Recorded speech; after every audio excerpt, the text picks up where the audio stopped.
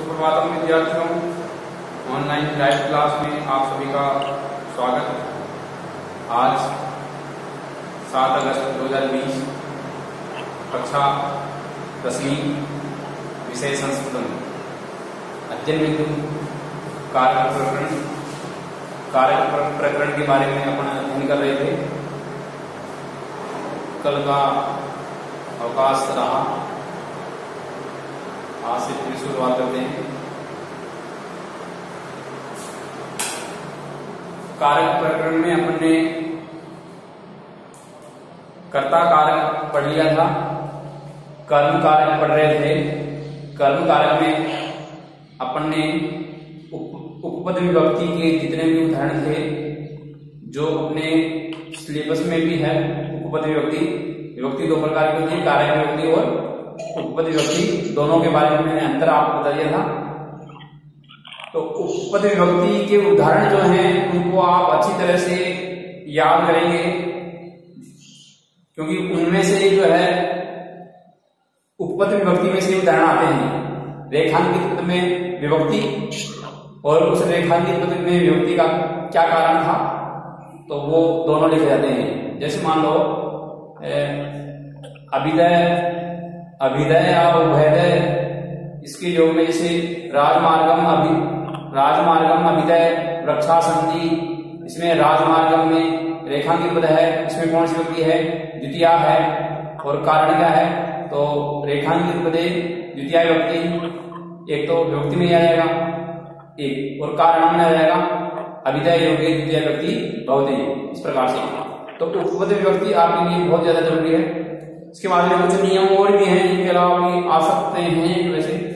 तो जैसे कुछ उदाहरण अपन ने देख लिए थे, जैसे इसमें अपन ने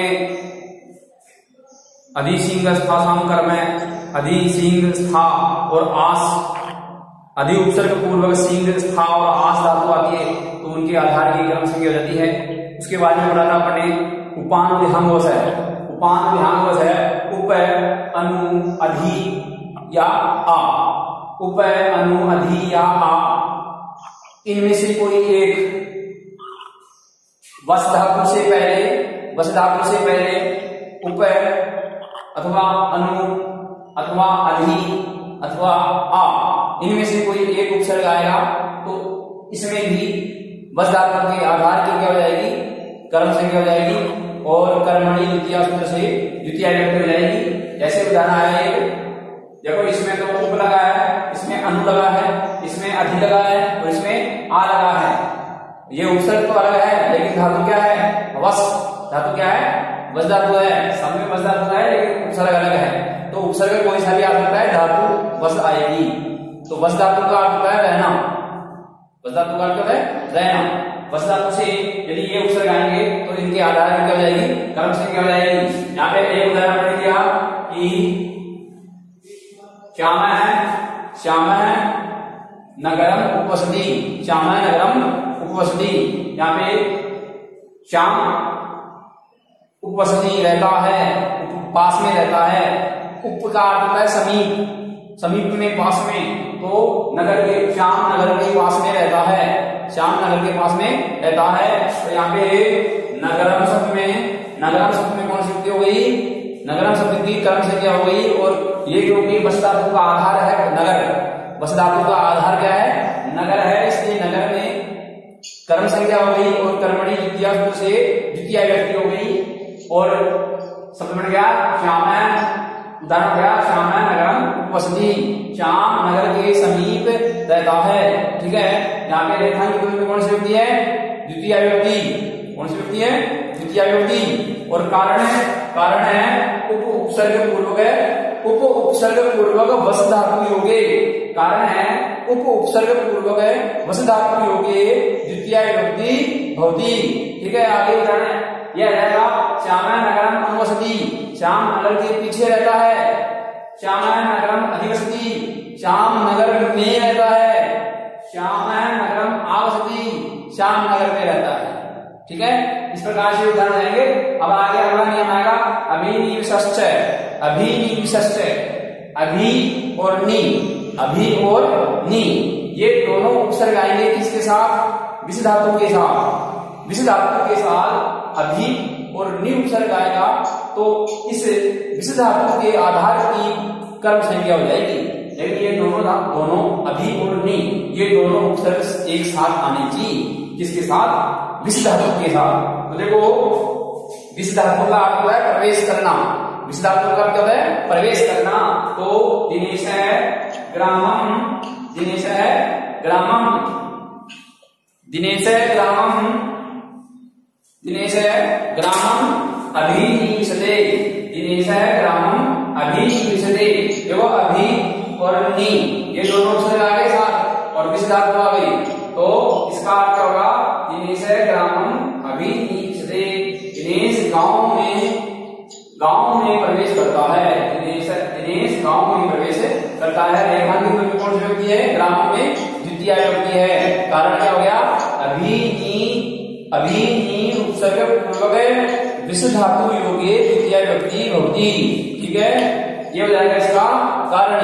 अब आगे देखें, कुछ धातुएं होती है जिसका नियम चलेगा।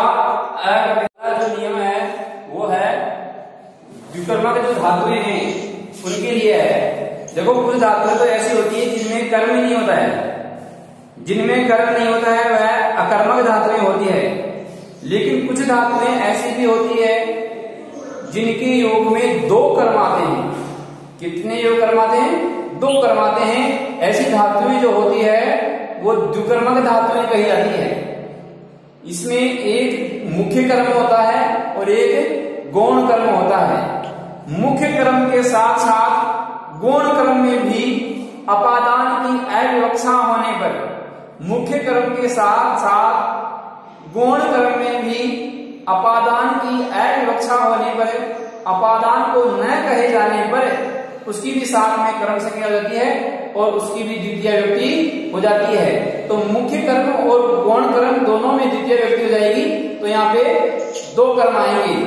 तो अपादान आदि देखो अकथितंचय सूत्र है, अकथितंचय जिसके लिए नहीं कहा गया है कि भाई इसमें द्वितीय व्यक्ति होगी, इसलिए नहीं कहा गया है तो भी अपादान की अविवक्षा होने पर, अपादान वहां पे लागू नहीं होने के कारण वहां पे कर्म संज्ञा हो जाएगी और कर्मणि द्वितीय सूत्र से द्वितीय व्यक्ति हो जाएगी।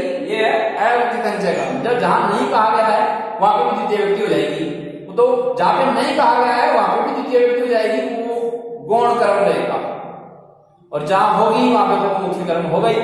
तो अपादान आदि धातुओं की जहां विवक्षा नहीं होती है, जहां उसके लिए नहीं कहा जाता है तो वहां उसकी फिर अपादान की जगह कर्म संज्ञा हो जाती है और कर्म संज्ञा होती है द्वितीय व्यक्ति हो जाती है। ऐसी धातुएं हैं 16 जिनके साथ दो कर्म आएंगे। 16 धातुएं कौन सी है? दु है याच, दु है याच, पच, दंड, रुद्र, प्रच्छ, ची, ब्रू, सास, जी, मथ, मुसाम, नी, री, क्री और वह हो गई मेरे साथ। दोबारा देख लो, दु है गिण लेना आप, दु है याच, पच, दंड, रुद्र, प्रच्छ, ची, ब्रू, सास, जी, मथ, मुसाम, नी, री, क्री, वह। ये 16 धातुएं हैं। इन 16 धातुओं के योग में हमेशा, इन 16 धातुओं के योग में कारक में हमेशा दो कर्म होते हैं और दो कर्म होते हैं, दोनों में द्वितीय व्यक्ति होती है। पहला उदाहरण देखते हैं अपने। तो पहला उदाहरण आता है दु है, दु धातु। दु धातु का अर्थ होता है दुहना। दु धातु का अर्थ है, दु धातु का अर्थ होता है दु धातु का अर्थ है दुहना। क्या दुहना? दूध दुहना। दूध किससे दुहा जाता है? गाय से, भैंस से, बकरी से, जो भी दूध देता है उससे। तो दुह धातु का अर्थ होता है दुहना। इसमें दो कर्म होंगे, जैसे गोपाल है, गां, दुग्धम दोग्धी। गोपाल है, उदाहरण में आया गोपाल है गाम दुग्धम दोग्धी। गोपाल है गाम दुग्धम दोग्धी। दुहरातु है, दुहरातु दुष्कर्मक है, इनमें दो कर्म है। तो गोपाल है गाम दुग्धम दोग्धी। गोपाल है मतलब ग्वाला, गोपाल गोपाल लेंगे हम ग्वाले लेंगे। तो ग्वाला, ग्वाला गाय से दूध दूहता है। ग्वाला गाय से दूध दूहता है। तो यहाँ पे एक तो है गाम, एक है दुग्धम, ये दो कर्म हो गए, दोनों में दोग्धी। तो जो है इनके आधार में दोनों में द्वितीय विभक्ति हो गई। एक तो दुग्धम में द्वितीय विभक्ति हो गई और गांव में द्वितीय विभक्ति हो गई और दुग्धम में द्वितीय विभक्ति हो गई। दोनों में द्वितीय विभक्ति हो गई। किसके योग में? द्वैधातु के योग में। द्वैधातु के योग में जो है गांव और दुग्धम दोनों में द्वितीय विभक्ति हो गई। अब इसमें अपने को ये पहचानना है कि मुख्य कौन सा है, गौण कौन सा है। मुख्य कौन सा है और गौण कौन सा है। तो देखो जिसकी ज्यादा आवश्यकता है, जिसकी ज्यादा आवश्यकता है वो तो है मुख्य, और जिससे प्राप्त हो रहा है वो है गौण। जिसकी ज्यादा आवश्यकता है वो तो है मुख्य, और जिससे प्राप्त हो रहा है वो है गौण। दूध प्राप्त हो रहा है किससे? गाय से। गाय को पालना मजबूरी है क्योंकि दूध नहीं मिलेगा। गाय नहीं पालेंगे तो दूध नहीं मिलेगा। गाय दूध से मिलेगा, मजबूरी है गाय पालना। तो गाय को क्या है? गाय को है गौण कर्म। गाय क्या है? गौण कर्म। और दुग्धम क्या है? मुख्य कर्म। क्या है? मुख्य कर्म। यहाँ पे दोनों में कौन सी विभक्ति होगी? द्वितीय विभक्ति। रेखांकित रूप में कौन सी विभक्ति है? द्वितीय। रेखांकित रूप में कौन सी विभक्ति है? द्वितीय है। कारण क्या हो गया? कारण हो गया दुह धातु योगी द्वितीय विभक्ति होती। दुह धातु योगी द्वितीय विभक्ति होती। दुह। इसके बाद में आता है अभी याच। याच धातु, याच धातु का अर्थ है मांगना। याच धातु का अर्थ है मांगना। जैसे गणेश है सुरेशम, गणेश है सुरेशम पुस्तकम, गणेश है सुरेशम पुस्तकम याचति। याच धातु का अर्थ है मांगना। याच धातु का अर्थ है मांगना। तो ये भी कर्मक धातु है। याच धातु, याच धातु के योग में दो कर्म आएंगे। जैसे गणेश है सुरेशम पुस्तकम याचते। गणेश सुरेश से पुस्तक मांगता है। गणेश सुरेश से पुस्तक मांगता है। मुख्य कर्म क्या है? पुस्तक। गौण कर्म क्या है? सुरेश। सुरेश के पास किताब है इसलिए उसको मांगना पड़ रहा है। उसके खुद के पास किताब होती तो वह सुरेश से नहीं मांगता, ठीक है। या किसी दूसरे के पास होती तो वह सुरेश से नहीं मांगता। तो गणेश है सुरेशम पुस्तकम याचते। यहाँ पे सुरेशम और पुस्तकम, सुरेशम और पुस्तकम दोनों में द्वितीय विभक्ति हो गई और कारण हो गया याच धातु योगी। क्या? याच धातु के योग में द्वितीय विभक्ति हो गई। ऐसे ही अब कुछ उदाहरण है जिनको मैं बोल के बता देता हूं आपको। जैसे पच धातु है तो पच धातु का आ जाएगा, पच धातु का हो जाएगा पाचक है, पाचक है। पच धातु का हो जाएगा पाचक है तंडुलान ओदनम पचती। पच धातु में जाएगा पाचक है तंडुलान ओदनम पचती। इसमें पाचक है जो है पकाने वाला जो है तंडुलान चावलों से ओदनम भात पचती पकाता है।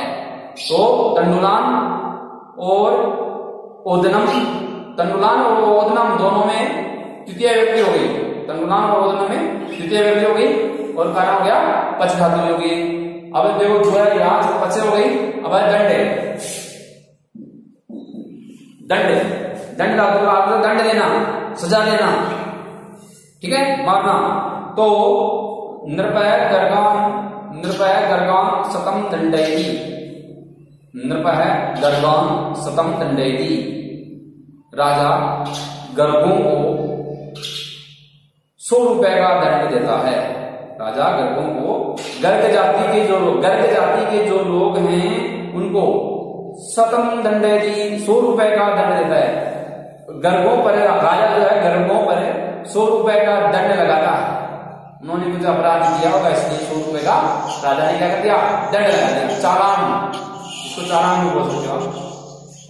तो देखो इसमें नृपय राजा जो है गर्गान और शतम इन दोनों में द्वितीय व्यक्ति हो गई और कारण क्या, दंड धातु हो गई द्वितीय व्यक्ति। इस प्रकार से रुदय, रुदय धातु का अर्थ है रोकना, प्रच धातु का अर्थ है पूछना, ची चुनना, ब्रू बोलना, सास कहना, जी जीतना, मथ मथना जैसे दही को मथा जाता है।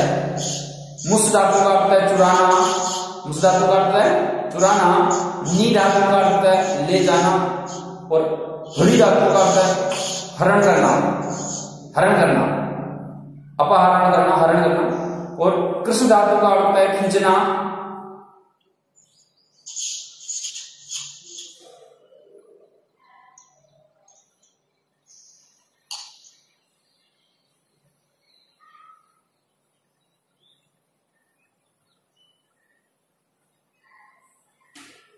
कृष्ण धातु का अर्थ होता है खींचना और वह धातु का अर्थ है ले जाना। ये 16 धातु है। इनके योग में 2 कर्म आएंगे और दोनों में द्वितीय व्यक्ति हो जाएगी। आपके यदि परीक्षा में जो है ऐसा कोई उदाहरण आता है तो उसमें रेखांकित होगी, रेखांकित में एक ही जगह होगी, दोनों जगह नहीं होगी। तो कर्म द्वितीय व्यक्ति दो पदों में हो रही है तो रेखांकित की जगह को देखना है, ये धातुएं देखनी है और इन धातुओं के साथ हमेशा द्वितीय व्यक्ति होती है और 2 कर्म आते हैं। अब इसके बाद में आता है अगला नियम।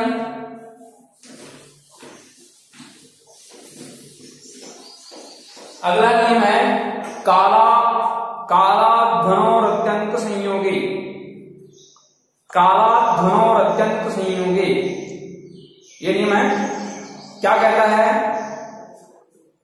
कालवाची और मार्गवाची, कालवाची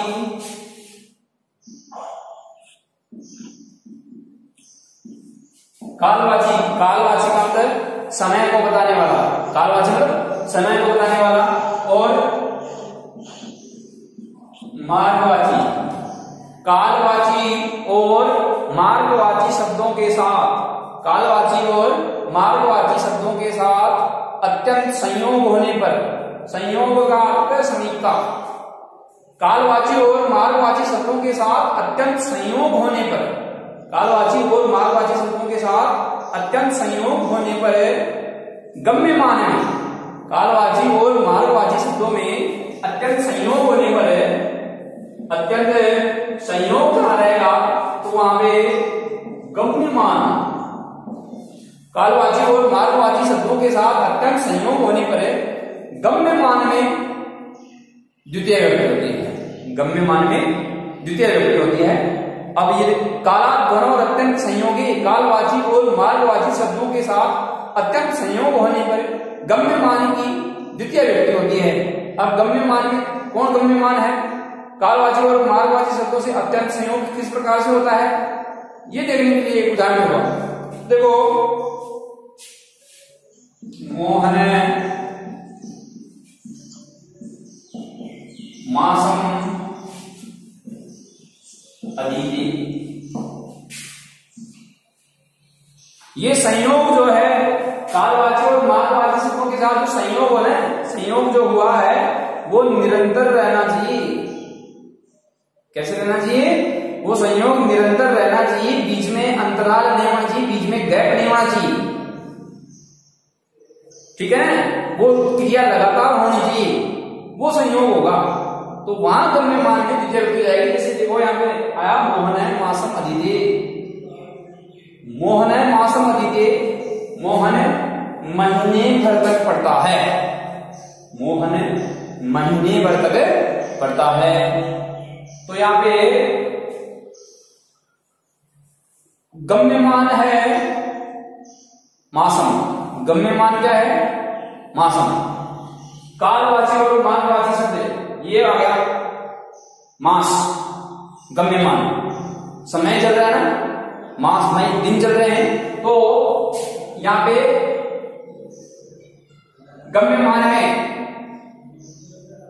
इसका संयोग है मोहन का, मोहन का संयोग है महीने से, पढ़ाई से मोहन का संयोग है महीने से, तो यहाँ पे मासम शब्द में द्वितीय विभक्ति हो गई।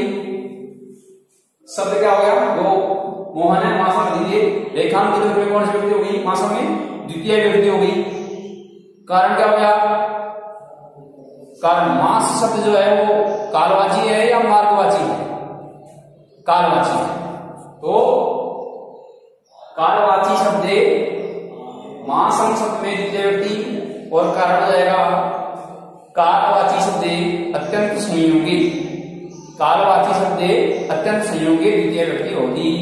कालवाची शब्द अत्यंत संयोगी द्वितीय विभक्ति होती। कालवाची शब्द के साथ अत्यंत संयोग होने पर द्वितीय विभक्ति होती है।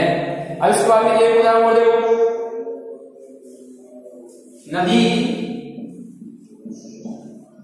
नदी क्रोशम, नदी क्रोशम कुटिला अस्ति।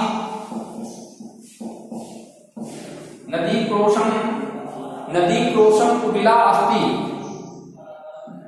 नदी क्रोशम कुटिला अस्ति।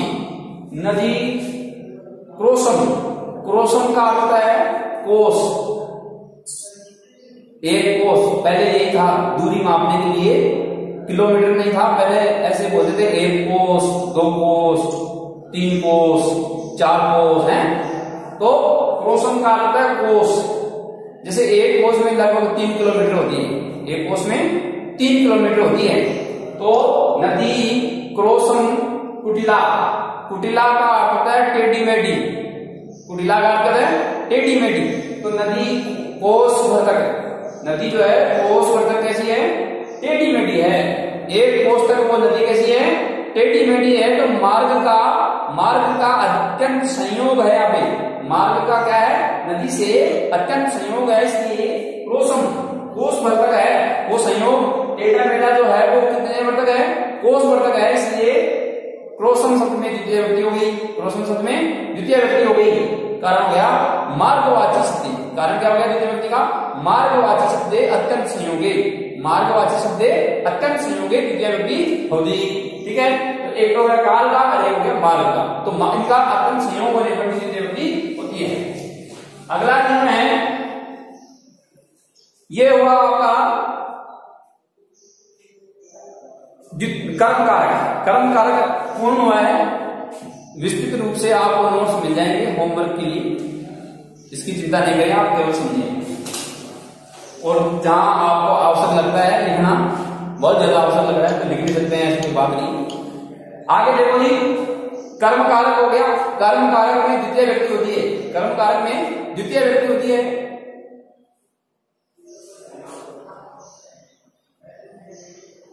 कर्म कारक में द्वितीय विभक्ति होती है। और उसके जो है उदाहरण, संपूर्ण उदाहरण जो थे, संपूर्ण जो नियम थे वो अपन ने पढ़ लिए। यहां जो है कर्म कारक होगा और वहां द्वितीय विभक्ति होगी। रेखांकित पद को देखना है अपने को। रेखांकित पद में कौन सी विभक्ति है और उसका कारक बताना है। दो ही बात करनी है अपने को। रेखांकित पद में तो कर्म कारक में द्वितीय विभक्ति आएगी और उसका कारण जो भी है वो आप लिख देंगे। ठीक है, अब इसके बारे में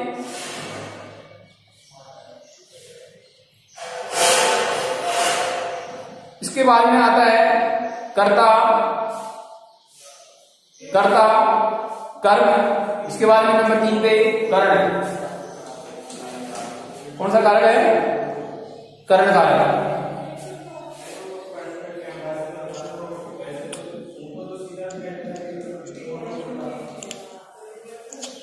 कर्ण किसे कहते हैं? कर्ण किसे कहते हैं? कर्ता, कर्म। इसके बाद में आता है कर्ण कारक। तो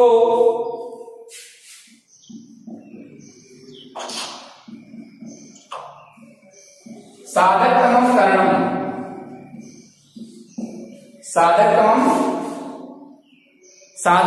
करणम, साधकतमम करणम क्रिया की सिद्धि में जो अत्यंत सहायक होता है। क्रिया की स्थिति में अपन कोई क्रिया कर रहे हैं, उस क्रिया करने में जो बहुत आवश्यक है, अत्यंत सहायक है, जिसकी क्रिया हुई है वो करण, उसे करण कारक कहते हैं। तो क्रिया की स्थिति में क्रिया करणे यह अत्यंत सहायक है भवति, क्रिया करणे यह अत्यंत सहायक है भवति तत्करणम। क्रिया की सिद्धि में जो अत्यंत सहायक होता है उसे करण कहते हैं या उसे करण कारक कहते हैं। और कर्तृकरणीय विद्या,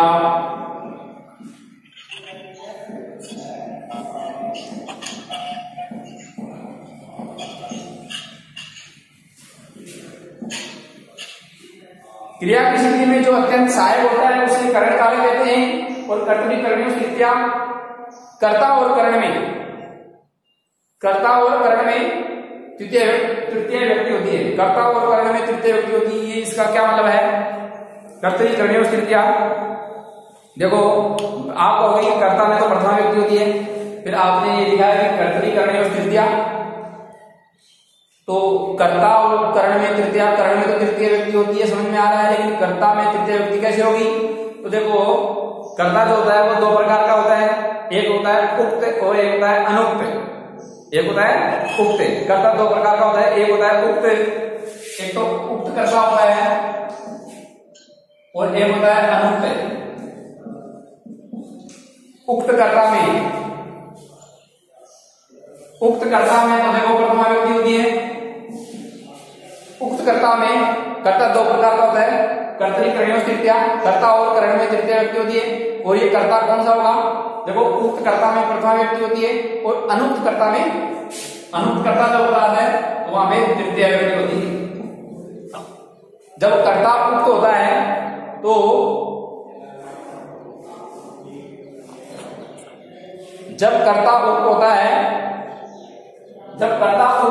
तो प्रथमा व्यक्ति होती है तो वो कर्ता कारक बन जाएगा। जब कर्ता अनुक्त होता है, अनुक्त का मतलब है गौण, मुख्य नहीं होता वहां पे, कर्ता मुख्य नहीं होता, गौण होता है, तो वहां पे कौन सी व्यक्ति होगी? तृतीया। कौन सी व्यक्ति हुई? अनुक्त कर्ता में तृतीया। ये यहाँ पे इसके लिए आ रहा है कर्तृकरणीय तृतीया। कर्ता जब अनुक्त रहेगा तो और करण में कौन सी व्यक्ति हो जाएगी? तृतीय व्यक्ति हो जाएगी। ठीक है। और किसी का करण क्रिया की स्थिति में जो अत्यंत सहायक होता है, किसी कार्य को करने में जो अत्यंत सहायक है उसमें तृतीय व्यक्ति होती है। मैं बोर्ड पे लिख रहा हूं किससे? पेन से लिख रहा हूं ना, मार्कर से, पेन से नहीं मार्कर से लिख रहा हूं। किससे लिख रहा हूं? मार्कर से लिख रहा हूं। यदि मार्कर नहीं होता तो उस पे लिखा जाता, क्या होता? नहीं लिखा जाता। यदि मार्कर नहीं होता तो इस पे अपन नहीं लिख सकते। क्यों नहीं लिख सकते? क्योंकि मार्कर ही चलता है, इस पे चौक नहीं चलता। चौक से कार्य सिद्धि नहीं होगी, मार्कर से कार्य सिद्धि होगी लिखने की। तो तृतीय व्यक्ति किसमें होगी? मार्कर में। किसमें होगी? मार्कर में। आप भी लिख रहे होंगे पेन से लिख रहे हैं, सहायक तो बहुत चीजें हैं लेकिन पेन मुख्य है, तो यहाँ पे करण कारक हो गया ये मार्कर। आप लिख रहे हैं तो आपके लिए करण कारक क्या हो गया? पेन। ठीक है, तो वो करण कारक होता है। जैसे सीता कलमेन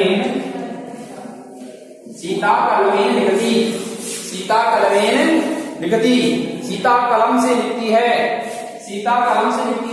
यहाँ पे सीता किससे लिख रही है? कलम से लिख रही है, पेन से लिख रही है। तो ये रेखांकित रूप में कौन सी व्यक्ति होगी? और करण कारक में कौन सी व्यक्ति होती है? तृतीय व्यक्ति होती है। तो रेखांकित काव्य व्यक्ति,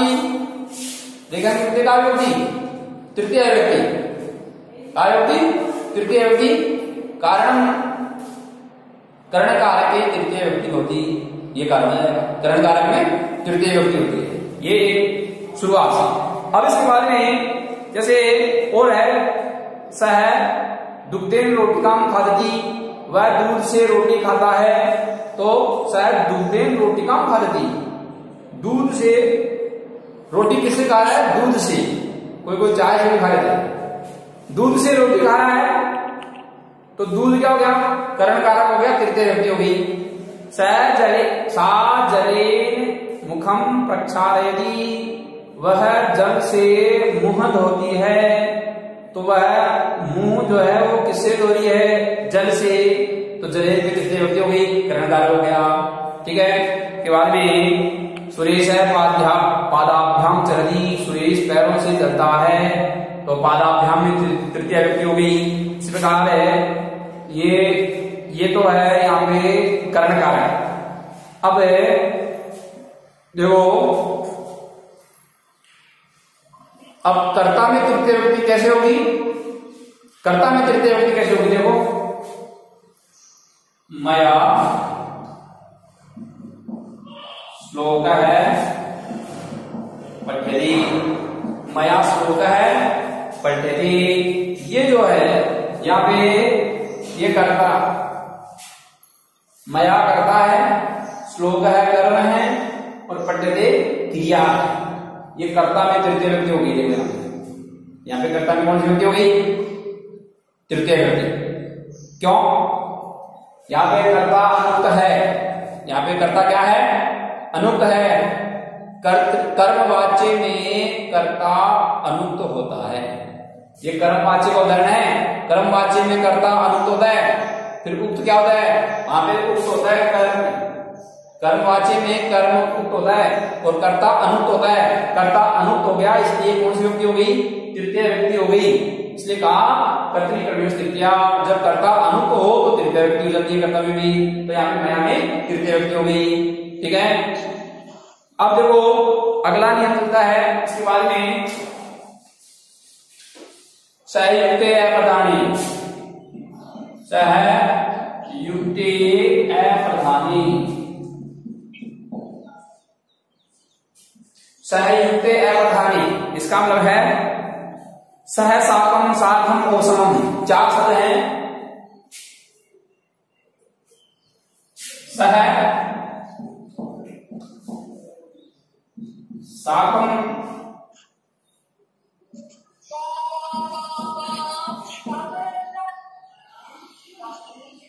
साधम सम, सह साकम साधम और समम। चार शब्द हैं। चार शब्दों के बाद में इस नियम के आधार पर चार शब्द आएंगे। सह साकम साधम और समम, सह साकम साधम और समम। इन शब्दों के योग में सात अर्थ, इनका अर्थ होता है सात। सह साकम साधम और समम, इन सबका अर्थ होता है सात। तो इनके योग में यदि इनका अर्थ सात हो, यदि इनका अर्थ सात हो तो वहां पे कौन सी विभक्ति होती है? तृतीय विभक्ति होती है। कौन सी विभक्ति होती है? तृतीय विभक्ति। जैसे पुत्र है, जनकी, सह गच्छति। पुत्र है जनकेन सह गच्छति, पुत्र जनकेन